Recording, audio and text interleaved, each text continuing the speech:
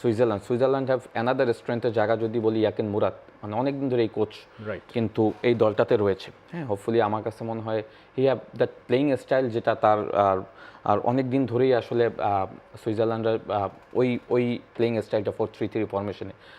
So 4-3-3 ফরমেশনে যেটা আমরা সবসময় দেখি যে আপনি যখন পিছন থেকে বিল্ড আপ করবেন, হ্যাঁ, তখন আপনার বিল্ড আপের সময় যদি 4 ব্যাক হোপফুলি যদি ক্রিয়েট চান্স করতে পারে একটু মিডফিল্ড প্লেয়ার, তখন কিন্তু সামনের দিকে অনেক প্লেয়ার অ্যাডভান্স হয়ে যায়, একজন তিনজন মিডফিল্ডার অলসো 3 জন অ্যাটাকার, 6 জন হয়ে যায়। দ্যাটস অ্যাডভান্টেজ যদি নিতে পারে এটা হয়তো সুইজারল্যান্ডের জন্য ইম্পর্টেন্ট হবে। এবং আমরা যেটা দেখছি বসনিয়া দে প্লেন 4-4-2 খেলার অন্যতম কারণ হলো because Edin Dzeko, because if he playing lone striker ব্লক করে রাখার চেষ্টা করে, if he playing lone striker is very difficult to him, because একজন লোন স্ট্রাইকার খেলতে গেলে যে রান মেক করতে হয়, যে বল হোল্ড করার যে ব্যাপারটা থাকে, সেটা হচ্ছে এই মুহূর্তে এডেন জেকোর আছে কিনা। বিকজ আমরা তাকে যে প্রাইম টাইমে দেখেছি ওই সময়টাতে হয়তো Edin Dzeko number 9 as a lone striker খেলতে কোনো প্রবলেম নেই। রুচি চানাচুর 300 গ্রাম ও 500 গ্রামের ফ্যামিলি প্যাক, এক প্যাকে পুরো পরিবার। বাট এই জন্য কিন্তু তার সাথে আরেকজন ডেমোরোভিচকে দেওয়া হয়েছে for our supporting striker. So এইটা কিন্তু আরেকটা অ্যাডভান্টেজ আছে আপনার বসনিয়ার জন্য, বিকজ ইয়ারলি যখন ক্রস আসবে তখন এই দুজনের স্ট্রাইকার কিন্তু ইজ ভেরি ডিফিকাল্ট করতে পারে অপোনেন্টের জন্য। সো এই গ্রুপে যেহেতু কোনো টিমকে আমরা আলাদা করতে পারছি না তাদের ফার্স্ট ম্যাচ দিয়ে, আমরা যদি একটু তাদের রিসেন্ট ম্যাচেসের পারফরমেন্সে ব্যাক করি বা তাদের কোয়ালিফায়ার পারফরমেন্সে ব্যাক করি, সো ওই লাস্ট 5টা ম্যাচ বা কোয়ালিফায়ার্সের পারফরমেন্সের বিবেচনায় কোন টিম আসলে স্ট্রঙ্গার আপনার কাছে? আমার কাছে মনে হয় যে এই টিমটাতে কানাডা যদিও ভালো খেলছে, ডিসেন্ট একটা পারফরমেন্স দিছে, কামব্যাক করছে, if I am not wrong, পিছায় ছিল ওখান থেকে উঠে আসছে।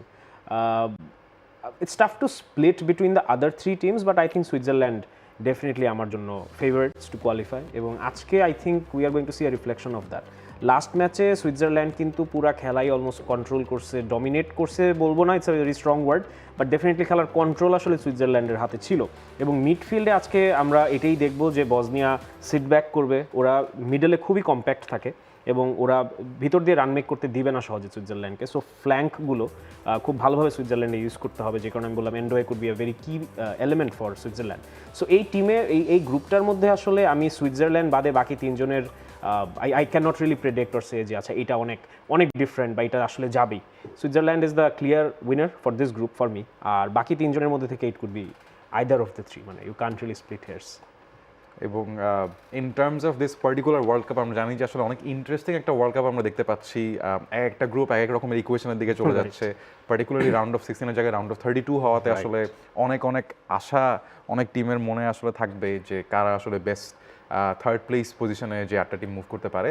And speaking of this world cup, এই ওয়ার্ল্ড কাপে আসলে যারা একেবারে ইউএসএতে আছেন আমাদের সহকর্মীরা, তাদের কাছে আমরা আপনাকে এখন নিয়ে যাচ্ছি। আমাদের সাথে লাইভ যুক্ত আছেন নাভিল খান। নাভিল, কেমন আছেন, কোথায় আছেন? আমরা আসলে ভালো আছি। আমি আছি এই মুহূর্তে আসলে ডালাসে, কারণ আর্জেন্টিনার নেক্সট 2টা ম্যাচ এই ডালাসেই রয়েছে। সেই আর্জেন্টিনার ম্যাচগুলো কভার করার জন্য আমরা এই ডালাসে চলে এসেছি। এবং গতকালকে তো আমরা দেখলাম এই টানটান উত্তেজনার ম্যাচ কিছু হয়েছে, আজকেও আসলে ম্যাচটা রয়েছে। তবে ডালাসের এক্সপেরিয়েন্স যদি বলেন, নিউ ইয়র্ক এবং কানসাস থেকে ডালাসে আসলে গরমটা আমাদের এই একদিনেই অনেক বেশি আসলে লাগছে। গরম ডালাসে বেশি এটা আমরা জানতে পারলাম, বাট বিশ্বকাপের আমেজটা আসলে ডালাসে কেমন, কম না বেশি?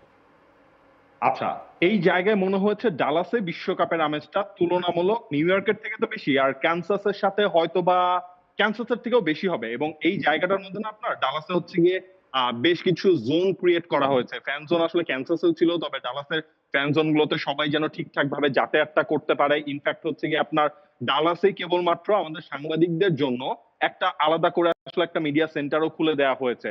যেমন ফিফার মিডিয়া সেন্টার গুলোতে আপনি ম্যাচ ডে -1 ছাড়া তো আসলে সেভাবে আপনার অ্যাক্সেস থাকবে না। Dallas host country media centre, সেখানে হচ্ছে যে আপনি ম্যাচ দেখতে পারবেন। সেই জায়গাটার মধ্যে সাংবাদিকদের লাইভ দেওয়ার জায়গা রয়েছে সহ আর কি নানা ফ্যাসিলিটিস এখানেও করা হয়েছে। এবং ট্রান্সপোর্টেশনের ক্ষেত্রেও এখান থেকে ধরেন ফ্যান জোনে আপনি যাবেন, অন্য শহরগুলোতে কিন্তু এই জিনিসটা আসলে থাকে না, free transportation fan zone access এর জন্য। এখানে কিন্তু সেই কাজটাও মোটামুটি সবার জন্য আজকে করে দেওয়া হয়েছে। For more updates, subscribe to our YouTube channel and click on the bell icon. Follow us on Facebook and Instagram. Download T-Sports app to enjoy exciting games and highlights. Visit tsports.com.